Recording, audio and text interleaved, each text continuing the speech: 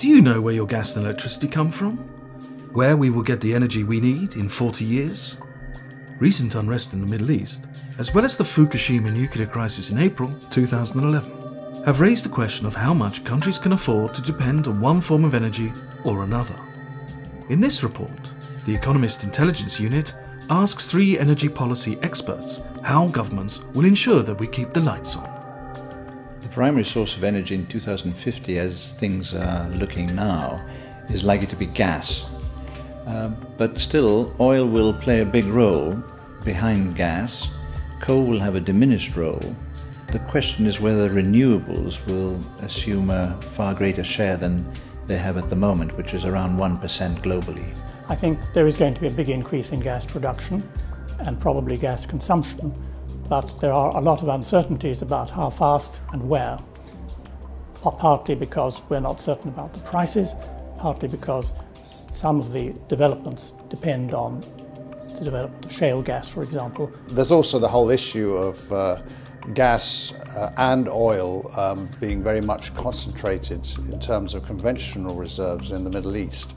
And many countries perhaps may still be wary of going down a road that increases their dependency on that region. I think in terms of climate change, the whole perception even of energy security is that renewables must be a much bigger part of that mix. We don't really know whether there's going to be breakthroughs in one area or another, but they'll certainly be a higher percentage than they are now. Renewables are a viable alternative where they're plentiful, like Brazil for ethanol, because it's very easy to grow sugar there. You've, in theory, got a pretty well unlimited source of electricity generating capacity from solar sources, but whether that's going to be price competitive at some point, we don't know, but certainly a lot of investments going there. China and the United States may be the world's largest energy consumers, but Japan and the European Union currently import more than half their energy use. What challenges does this pose for the security of their energy supply? Japan has the biggest dependence on imported energy of any major country, any major economy in the world. And for that reason, it has always been very vulnerable to supply disruptions. The answer to that, of course, is diversification as far as possible in terms of sources of supplies, and also diversification in terms of types of fuel. That's why Japan has gone heavily in the past into nuclear power. Governments will try to continue to diversify their energy supplies. Almost nobody is dependent on a single source of supply. Energy production is concentrated in relatively few countries. Gas, for example, is mainly produced in the United States, Russia and Iran. How might political instability in energy exporting states impact energy importing states?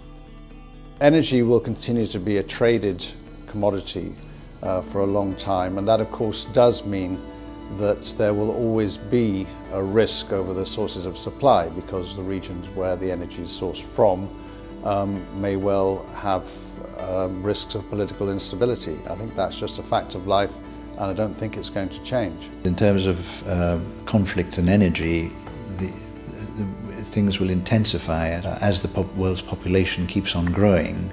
Energy requirements will increase. There will undoubtedly be pressure on supplies. Energy is an ingredient, obviously, in political events. It was an ingredient in the first Gulf War. The problems today of instability are related to internal matters. If states are spending their money badly, don't deliver to the wealth to their citizens that they might expect from their oil revenues or gas revenues, then I think there is a risk of problems. But I don't think that necessarily leads to military intervention from outside. Sometimes there's a tendency to assume that just because there are internal political conflicts, that's necessarily going to increase energy risk.